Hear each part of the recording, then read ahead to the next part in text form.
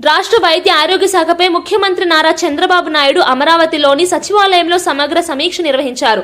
Gates foundation తో కలిసి ప్రభుత్వం అమలు చేస్తున్న సంజీవని ప్రాజెక్టుతో పాటు వైద్య రంగానికి సంబంధించిన వివిధ కార్యక్రమాల పురోగతిపై అధికారులు ముఖ్యమంత్రికి వివరించారు.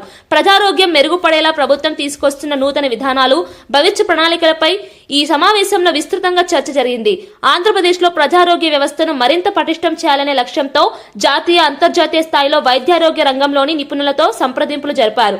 వీడియో కాన్ఫరెన్స్ ద్వారా నిర్వహించిన ఈ సమీక్షలో ప్రపంచ స్థాయి నిపుణుల సలహా బృందం పాల్గొని తమ సూచనలు, అభిప్రాయాలు వెల్లడించారు.